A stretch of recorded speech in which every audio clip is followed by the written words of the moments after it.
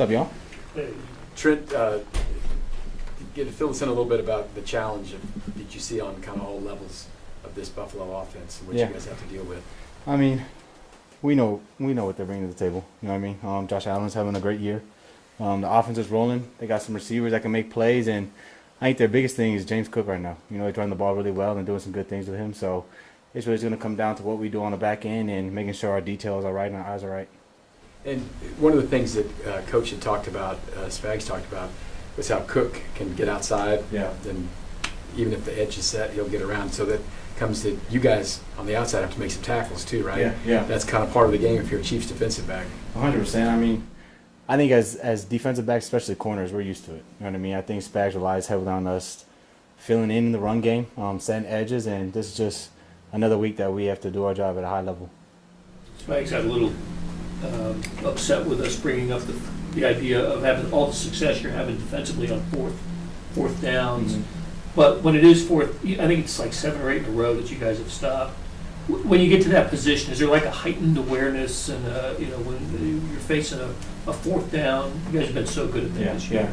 I mean, obviously we'd like to stay out of fourth down, but when it comes to situation, I think we do a really good job during the week at just really knowing what they're going to attack us with. I think Coach Spags gives us the game plan early on in the week on Tuesdays so that we have time to understand what we're going to do, but also how they're going to attack us. And I mean, at the end of the day, when it comes to fourth down, that's one of them downs where you just got to get off the field. You know what I mean? No matter what, you got to make a play. And we've luckily been doing that the past few weeks, so we got to just continue to do that. And teams are doing it more often, just taking more risk on fourth down. Yeah.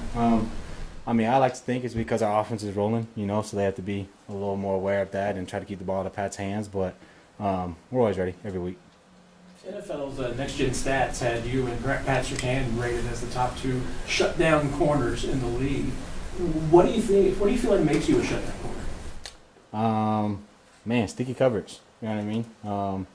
Obviously, not allowing the ball to get caught on you is the major thing, but I think it's just one of those guys that when they're out there, they make a difference. You know what I mean? They can shut their side down and they can do things above and beyond just being the corner. What?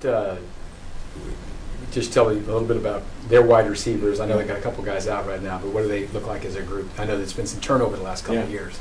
I mean, they're dynamic. You know what I mean? They got really guys that I don't want to say run routes really well, but they understand what Josh is looking at. And I think that's what makes them so dangerous, so dynamic, that they can run an in route and know, okay, after this many steps, after this long, okay, let me go to scramble drill because Josh got out the pocket. And understanding zones, I feel like that's the biggest thing I've seen. They do a lot of crossing routes. They do a lot of things where they're picking you and have eye candies, all these motions. But when you really just break it down and look at the film, I think they do a really good job at knowing what the defenses attack them with. So finding little holes and finding little pockets that Josh can just give them the ball and they get up the field. I mean, that's the best thing they can do with the ball in their hands. How about the environment up there? This is going to be the whole country's watching. It's the only game at 325 on CBS, and they got your streak last year up there. But what's it like playing there? It's exciting. We love it.